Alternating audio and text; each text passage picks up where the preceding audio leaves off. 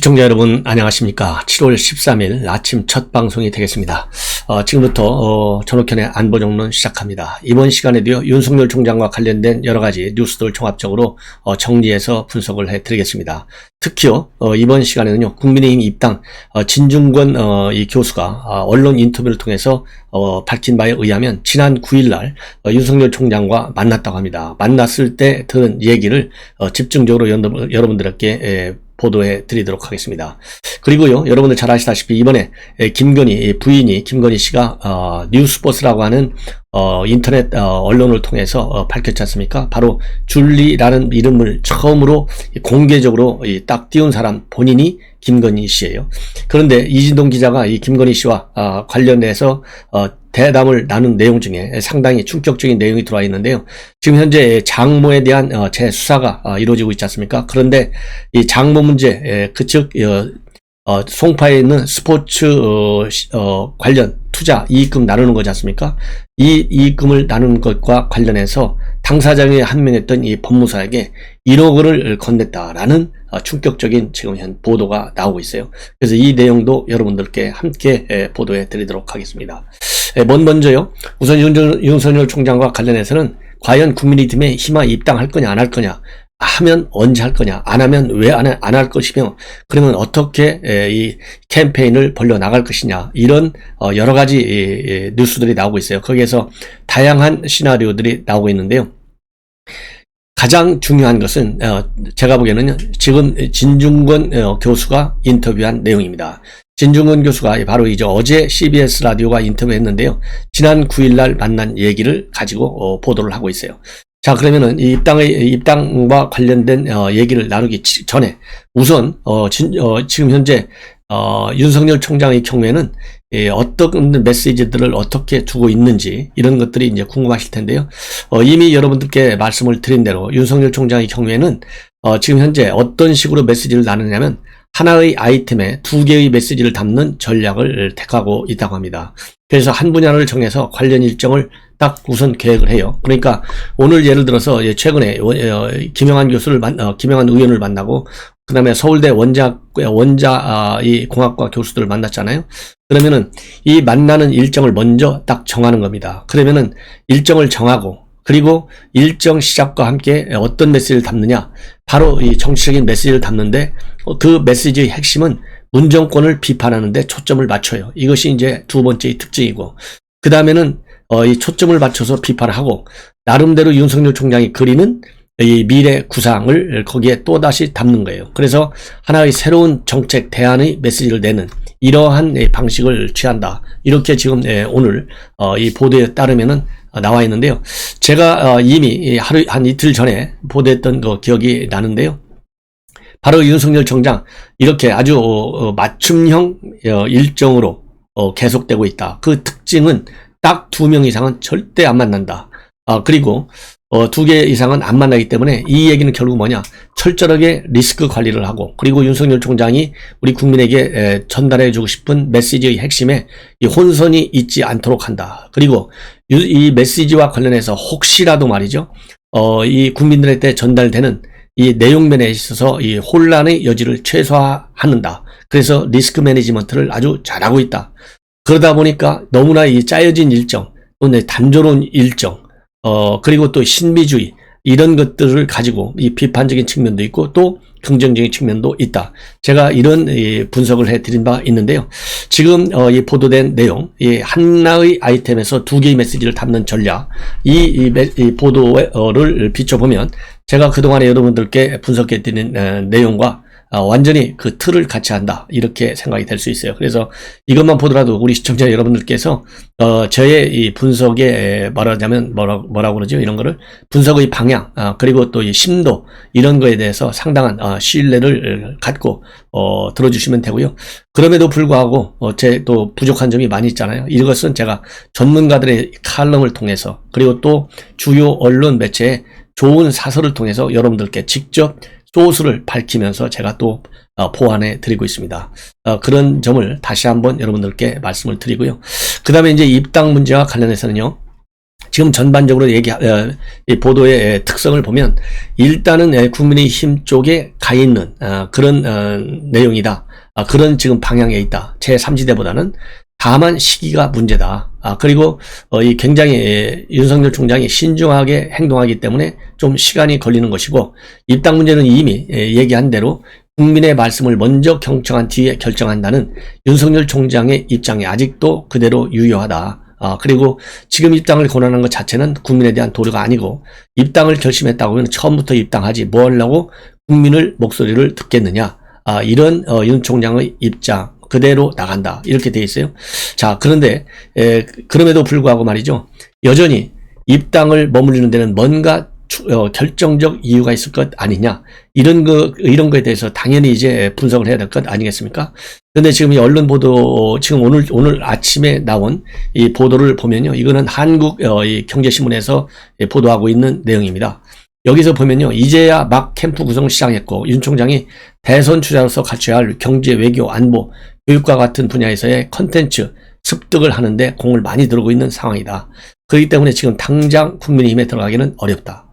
그리고 이 대표가 이제 막 선장이 됐기 때문에 아직도 당과 대선 경선을 이 대표가 어떻게 끌고 갈지는 좀 더 지켜봐야 하는 것이 아니냐. 그리고 국민의힘에 입당할 경우에는요, 여권의 공세 강도가 더 세질 것이고, 검증대에 본격 오르는 점도 큰 부담이 아닐 수 없다. 이런 이 기사를 싣고 있어요. 근데 이 얘기는요, 이 홍영식 논설위원이 쓴 이 기사인데, 홍영식 논설위원의 판단이 아니고 윤 총장을 돕고 있는 캠프 관계자를 소스로 인용하고 있습니다. 그렇기 때문에요, 이 홍영식 논설위원이 쓴 내용으로 볼 때 상당한 신뢰가 있는 것 같고, 특히 이 검증 문제, 그러니까 지금까지 핵심은요, 윤석열 총장이 만약에 국민의힘에 초기 단계에서부터 들어갈 경우에는 본인이 얘기하고 있는 이 빅플레이트, 그리고 이준석 대표가 하고 있는 빅텐트, 이게 사실상 같은 이름인데요. 같은 내용인데 이름만 달리하는 거예요. 그러니까 사실 내용, 상품을, 그러니까 포장지를 뜯어보면 내용은 같은데 이 포장지, 이 브랜드 이름만 다른 겁니다. 예. 그래서 이 빅플레이트를 실현하는데 좀 어려움이 있는 것 아니냐. 이것에 초점을 맞췄어요. 저도 그렇게 생각을 하고 있고, 즉 뭐냐면 중도층. 왜냐하면 국민의힘은 완전한 이제 보수층이잖아요. 그렇기 때문에 중도층 또는 탈진보층을 포용하는데 어려움이 있을 것이다. 왜? 국민의힘이라고 하는 보수의 플레이트 속에 딱 들어가 있으니까 이 플레이트를 좀 깨가지고 빅 플레이트를 만들어야 되는데 여기에 어려움이 있을 것이다. 이런 생각을 많이 해왔는데요. 그게 아니고 지금 이 보도의 진실성을 믿는다고 치면 그것보다는 검증이 부담이 된다. 이런 지금 얘기가 나오고 있습니다. 자, 그렇다고 본다면요, 어차피 검증은요, 지금까지 이제 장모 문제, 그 다음에 이제 부인 문제거든요. 부인은 논문이 제일 큰 문제고, 그 다음에 장모의 경우에는 아까 말씀드린 대로 지금 현재 구속돼 있지 않습니까? 이 병원 운영과 관련해서 이 건보로부터 22억 받은 거, 이거는 구속됐어요. 그러나 지금 또 하나 장모와 관련해서는 같이 동업한 사람, 지금 이제 원한 관계 있잖아요. 이 사람이 계속 시비를 걸고 법적 분쟁을 제기하고 있지 않습니까? 여기에 대해서 검찰이 전부 다 받아주고 있어요. 그래서 이미 장모 사건은 다시 재수사가 지금 들어가 있는 거예요. 위중모해 이 혐의에 대한 재수사가 이미 들어가 있지 않습니까? 그렇기 때문에 검증이 끝난 게 아니라 계속 검증이 이제 확대되는 추세에 있어요. 예, 그렇기 때문에 이 검증 문제가 상당히 굉장히 뭐라고 그럴까요? 이 장애 요인, 압박 요인이 되는 것은 사실입니다. 그런데 윤 총장이 이미 가지 정리를 하고 있어요. 나름대로 딱 이 기본 자세, 즉 기조, 이 방향성, 대응의 방향성은 정해져 있어요. 부인은 부인 문제다. 장모도 장모 문제다. 그리고 또 중요한 것은 시기적으로 결혼하기 이전의 문제를 나보러 어쩌란 말이냐. 내가 관여할 수가 없었던 문제인데 이건 심하다. 나와 연계시키지 말아라. 그러니까 이준석 대표의 경우에는 연좌제가 없다. 이렇게 딱 단정을 했잖아요. 그러면서 세 번째 포인트는 뭐냐. 장모의 문제는 법에 따라서, 법에는 누구든지 예외가 있을 수가 없기 때문에 법에 따라서 심판을 받으면 되는 것이다. 이렇게 선을 그어놓고 있고요. 부인 문제에 관해서는 그런 대학에서 할 것 아니냐. 대학의 검증에 따라가면 된다. 나는 대학한테 맡긴다. 이렇게 딱 선을 그어놓고 있어요. 그럼에도 불구하고 지금 이 여론이라는 것이 꼭 합리적 사고의 틀 안에서만 움직이는 게 여론이 아니잖아요. 여론은 합리적 이론과 이 풍부한 상상력, 이 풍부한 상상력 속에는 많은 의혹까지 다 포함하고 있어요. 거기에 대응에 어려움이 있는 것이죠.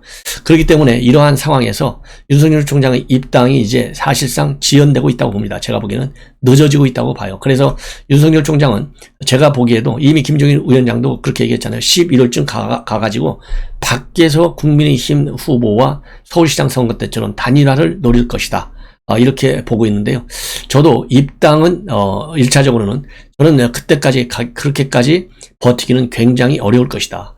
그렇기 때문에 김종인 비대위원장이 예측하는 대로, 그리고 지금 한국경제신문에서 예측하는 대로 입당을 끝까지 버티고 제3지대에서 뛰다가 밖에서, 즉 국민의힘 마크를 달지 않고 단일화를 취한 다음에 마크를 한다. 국민의힘의 이 배지를 단다. 이런 논리에는 저는 아직은 제가 이미 여러분께 말씀드린 대로 국민의힘에 들어가는데 시기만 문제다. 이런 저의 생각은 저는 하고 있습니다. 그런데요, 이러한 저희 생각과 다른 게 바로 이제 진중권 교수의 지금 이제 CBS 라디오와의 인터뷰 내용이에요.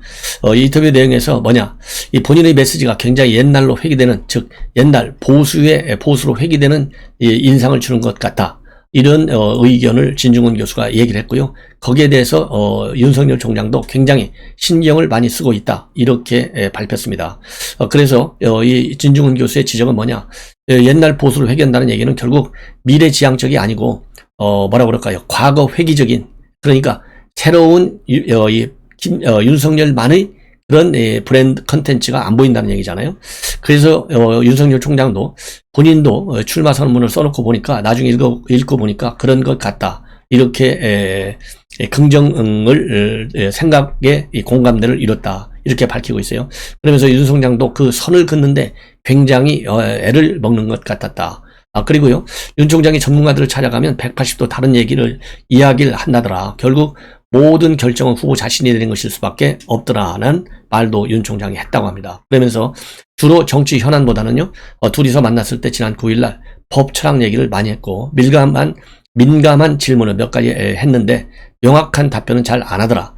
윤 총장이 이게 진중권 교수하고요, 그러니까 이 윤석열 총장하고 나는 이 민감한 질문이 뭔지가 핵심인데요. 진 교수가 거기에 대해서는 말하지 않고 있어요.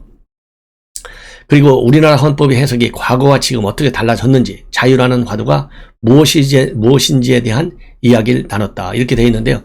이 자유라고 하는 것은 뭐 당연히 헌법에도 나오고 뭐 정치학교과서에도 나오고 우리 입에 달린 게 자유 아닙니까? 그 이유는 뭡니까? 지금 문재인 정권만큼 우리 헌법적 가치인 자유민주주의의 기본 질서를 위협하는 그런 발언과 정책을 많이 쏟아낸 정권이 없어요. 그렇기 때문에 자유라는 화두가 인구에 회자하는 거예요. 지금 문재인 정권에서 특히. 그리고 그러다 보니까 이제 민감한 질문 몇 가지인데 명확한 답변 안 하더라. 이 얘기는 결국 뭐냐?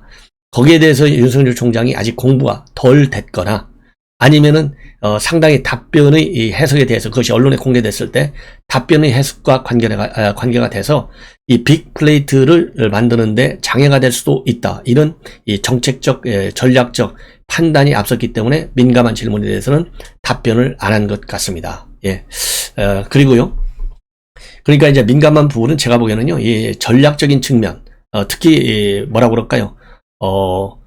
김종인 비대위원장 만나는 거, 뭐 이런 것은 사실 민감한 질문이 아니지 않습니까? 그래서 제가 보기에는요, 이 검찰총장으로 있으면서 여러 가지 권력 실세와 관련된 수사를 하면서 지금 외압을 구체적으로 어떻게 받았는지, 그래서 그 결과 지금 현재 이렇게 이제 사퇴해서 출마까지 했는데 그 과정에 있어서 구체적인 이런 질문이 있을 가능성이 있고요. 그 다음에는 수사와 관련해서 이 외압 말고 수사 기밀과 관련된 얘기입니다. 그래서 여권에서 권력 실세와 관련해서 어떤 수사 기밀을 수사 과정에서 알게 됐는데 거기에 대해서 수사를 할 수가 없더라.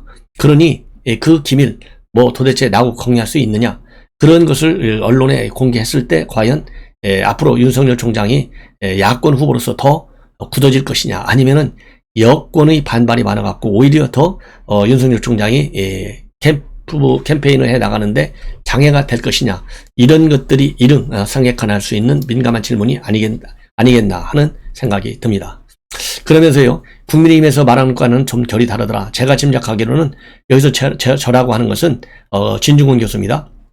윤 총장이 국민의힘에 당장 들어갈 생각이 없는 것 같다. 아마 밖에서 중도층을 결집하는 역할을 하고 마지막에 국민의힘 후보와 단일화를 하겠다는 생각으로 저는 알고 있다. 이렇게 얘기했어요. 그러니까 이 얘기는요, 김종인 비대위원장이 생각하는 거하고 똑같아요. 그러니까 제3지대에 머문다는 겁니다. 쉽게 얘기해서 제3지대에 머물러가지고 단일화를 한다 이거예요. 그러면 제가 보기에는요, 이제 앞으로 이제 봐야 되겠지만은 제3지대에 머무느냐, 안 머무느냐, 그리고 국민의회에 들어가느냐, 안 들어가느냐의 가장 핵심적 변수는 첫째로는 여러 가지 의혹들이 이제 단순한 의혹이 아니고 검찰이 칼을 빼들었잖아요. 그래서 칼을 빼들어서 검찰이 정치적인 압박에 의해서 수사를 계속하든 기소를 하든 안 하든 간에 어쨌든 아무리 외압을 받는다 하더라도 일단 검찰 수사가 들어가서 정상적인 기소 조치가 이루어진다라고 가정을 했을 경우에는 보수야 이거 가짜야 어차피 외압에 밀려갖고 수사한 거 아니겠어? 윤석열 총장은 억울해.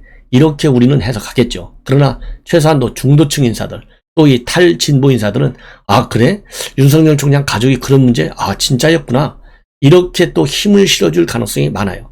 그러면은 윤석열 총장에 대한 지지율에 변화가 있을 수 있고 그 출렁이는 폭이 이제 크냐 작으냐 이런 환경의 변화가 생길 수 있어요. 그럴 때 결국은 지지율이 말해준다. 지금 현재 윤석열 총장 지지율 잘 나오는 여론조사 못했잖아요. 지난 일요일날. 그 정도로 여권이 지금 수단과 방법을 가리지 않고 한마디로 무식하게 지금 윤석열 총장을 견제하고 있어요. 그러다 보니까 결국은 외압에 의해서든 아니면은 스스로의 판단에 의해서든 간에 지지율이 결정적 영향을 줄 것이다. 그래서 지지율이 그런 의혹과 그 다음에 수사 이런 거에도 방문하고 뒷받침을 해준다면 윤석열 총장으로 해처되는 형식의 제3지대 남을 가능성이 많고요. 거기서 이제 단일화 티켓을 노리는 것이죠. 그렇지 않고 윤석열 총장이 지금 앞에서 말씀드린 대로 검증을 굉장히 부담스러워한다. 그래서 국민의힘에 못 간다라고 했을 경우에는 역설적이지만 거꾸로 이 국민의힘에 들어가서 조직적인 보호를 받을 수밖에 없을 것이다. 이렇게 저는 판단이 됩니다. 그리고 지금 현재 김정인 위원장 만나는 것과 관련해서요. 진중권 교수도 다음날 김정인 위원장을 얘기했더니 또 만났어요. 전화가 오면 만난다. 그리고 전화가 오면 만난다는 입장. 이건 김정인 위원장 처음서부터 이런 입장을 가졌죠. 그리고 김건희 씨 표절 의혹과 관련해서는요. 검증이 돼야 하는 건데 검증이 됐으면 학계에 맡기는 것이 맞다고 보고 만약 심각한 표현이라면 논문 취소라든지 이런 절차를 밟으면 되는 것 아니냐. 이렇게 생각을 하고 있다고 합니다. 그리고요. 참고적으로 최재형 감사원장의 경우에는 국민의 입당과 관련해서는 입당 여부 시기는 좀 더 검토해 보겠다. 그렇지만은 정치라고 하는 것은 뜻을 같이 하는 분들이 힘을 모아가는 것 아니냐 이런 얘기를 했다는 거 아니에요? 이런 걸 보면 국민이 최재형 감사원장의 경우에는 생각보다 빠르게 입당할 수 있을 것이다 라는 판단이 듭니다. 그리고요 이제 여러분들 잘 아시다시피 조선일보의 이진동 기자가 운영하는 것이 버스 뉴스예요. 뉴스포스예요. 그래서 이 뉴스포스가 처음으로 김건희 씨하고 인터뷰를 해서 이 줄리라는 이름이 결국 이제 공개적으로 떠돌게 됐고 지금 인구에 회자하는 겁니다. 그런데 이 이진동 기자가 12일 날 바로 어제 TBS 라디오에 나와가지고 단독 인터뷰를 했습니다. 그 인터뷰를 통해서 밝힌 내용 굉장히 중요한 내용인데요. 바로 김건희 씨가 1억 원을 들고 이 백모 씨, 즉 법무사를 찾아가서 줬다는 겁니다. 그때가 언제냐면요. 2003년도로 넘어가요. 왜냐하면 이 소송이 2003년도에 시작된 겁니다. 스포츠센터 투자이익금 53억 원을 둘씩 나눠 갖자. 이것이 소송이 된 것이 바로 법무사하고 관계가 된 이유는 바로 뭐냐. 법무사 앞에서 이 약정서를 썼다는 거예요. 그래서 강요, 이 약정서에 따라서 돈을 53억 원 이익금을 나눠 가져야 되는데 안 나눠 가졌다는 겁니다. 그래서 소송을 제기한 것이 바로 장모하고 같이 사업을 하는 정 씨의 주장이에요. 예. 그런데 이 정 씨 주장이 법원에서 하나도 안 받아들여졌어요. 결국은 그래서 장모가 이겼어요. 그러다 보니까 이 정 씨가 계속 소송을 제기해서 지금 전부 다 재수사에 들어가 있는 상황입니다. 그런데 김건희 씨가 이 뉴스포스의 이진동 기자한테 터놓은 얘기가 뭐냐면 이 백모 씨 지금 현재 위중 조사가 지금 문제가 되고 있잖아요. 근데 그 당시에 1심에서 이 정 씨가 말하자면 유죄 판결을 받았잖아요. 근데 항소심에서 유죄 판결을 받으니까 이 법무사가 증언을 번복해 버렸어요. 그거 내가 장모한테 대가를 받고 위중했다. 이렇게 주장을 했어요. 항소심에서 2005년도입니다. 항소심. 그럼에도 불구하고 항소심에서 백 씨 주장을 받아들이지 않았어요. 그런데 이거와 관련해서 이진동 기자가 낸 얘기예요. 김건희 씨가 직접 얘기했다는 겁니다. 2005년도 5월에 증언이 이 번복된 직후 백씨를 찾아가서 1억 원을 줬다. 그런데 백씨는 돈을 받지 않았다더라. 이렇게 얘기를 했다고 합니다. 그런데 이 1억 원이 그러니까 대가가 있는 1억 원이에요. 즉 모해 의증을 교사하기 위한, 의증을 하도록 압박하기 위한 1억 원이었냐? 이렇게 이제 이진동 기자는 당연히 물어야 될 거 아니에요. 이게 지금 법률적 쟁점이 되고 있는 거거든요. 그런데 그거는 아니고, 의증을 목표로 한 것이 아니고, 이 법무사 백씨하고 자기 어머니, 모친, 즉 윤석열 총장의 장모 화해를 시키기 위해서 1억 원을 주려고 했다. 이렇게 지금 현재 터놓고 폭로하고 있습니다. 그리고 이 줄 얘기도요, 먼저 이 김건희 씨가 얘기를 하는 바람에 결국 이제 인터뷰까지 했다라는 얘기를 하고 있습니다. 그리고 이진동 기자는 조선일보 기자 출신인데요. 15년 전에도 취재를 했었는데, 그때 지금 이 법적 소송을 계속 제기하고 있는 이 정대택 씨가 그때도 찾아와가지고 굉장히 억울하다, 이런 얘기를 많이 했고, 그리고 이 법무사도 본인이 취재하고 정재택 씨도 계속 취재했다. 이렇게 얘기를 하고 있고요.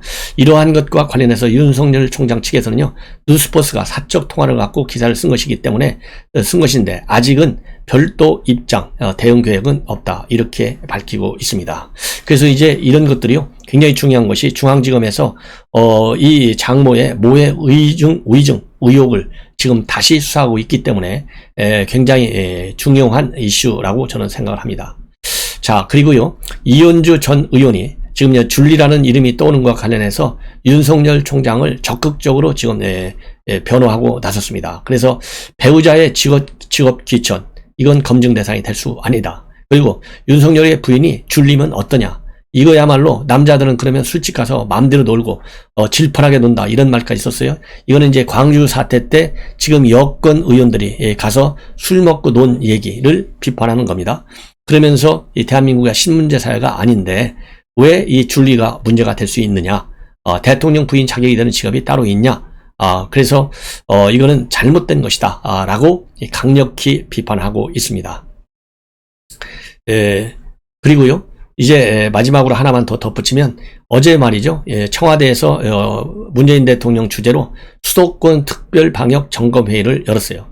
이 자리에서 문재인 대통령이 이번 4단계 조치 짧고 굳게 하겠다. 그리고 이것이 잘못되면 이 자리에 앉아있는 모두의 책임이다, 이렇게 얘기했어요. 그런데 이 모두의 책임이라고 하면서 김호란이 절대 얘기를 안 해요. 김호란 책임이 지금 얼마나 큽니까? 이렇게 이 방역, 그러니까 백신 접종에 소홀하게 된 결정적 원인이 뭘라고 그 비싼 화이자 같은 거 잔뜩 사다 놓을 이유가 뭐가 있느냐, 이거 아니에요? 그래서 지금 야권에서는 김호란이 빨리 잘라라, 책임론을 제기하고 있는데요. 일체 꿈쩍을 하나 하지 않고 있어요. 그래서 어제도 이렇게 우리 모두의 책임이다라고, 이 책임은 결국 어제 그 회의는요, 수도권 방역이기 때문에 오세훈, 이재명 모두 앉아있는 회의예요. 결국은 이 얘기는 결국 보니까 오세훈도 자체 뭐라고 그럴까요? 방역 조치를 취하겠다, 별도의 사회적 거리두기를 하겠다, 취임 초에. 그리고 이재명도 마찬가지잖아요. 이재명 같은 경우는 본인이 직접 별도로 이 백신을 사오겠다라고까지 주장했지 않습니까? 이런 자리에서 협조해달라, 그리고 방역이 실패할 때는 모두의 책임이다, 이거를 강조했다는 얘기는 결국은 뭡니까? 경고의 메시지다. 여기서 어설프게 뛰쳐나가지 말아라. 정부의 방역 이 프로그램에 뛰쳐나가지 말고 협조하라는 거 아니에요? 만약에 협조하지 않을 경우에는 뭔가 대응을 하겠다라는 이 엄포성 발언으로 해석이 될 수밖에 없다. 이런 말씀을 드리고요. 그래서 하여튼 어제 이 코로나 사태 하면은요, 김호란 방역기획관, 그 다음에 이진석 국정상황실장. 왜냐면요, 이진석이도 지금 기소가 돼 있잖아요. 울산시장 사건과 관련해서 기소가 돼 있는데도 불구하고 계속 앉아서 일을 하고 있어요. 이게 얼마나 기가 막힌 현실입니까? 핑계가 뭡니까? 의사 출신이기 때문에 코로나 대응을 해야 된다는 거죠. 자, 이진석이 없으면 지금 대한민국 방역이 없어요. 김호란이 없으면 대한민국 방역이 없어요. 근데 지금 방역이 어디로 가고 있어요? 4단계까지 악화되고 있어요. 이게 누구 책임이에요? 그러니까 이진석 무능, 김호란 무능, 그 인사를 가지고 있는 이 문재인 무능, 딱 이렇게 결론 나는 거 아니겠어요? 시청자 여러분, 다시 한번 여러분들께서 이 정권 심판의 말하자면 원인을 하나씩 둘씩 차곡차곡 쌓아가는 것이다, 이렇게 생각하고요. 지금은 우리가 힘이 없으니 계속 쌓아뒀다가 내년 3월에 일제히 심판해야 되겠습니다. 이것으로 오늘 첫 방송을 마칩니다. 시청자 여러분들께서 이 알람을 설정해서 제 방송 많이 시청해 주실 것을 거듭 당부드립니다. 감사합니다.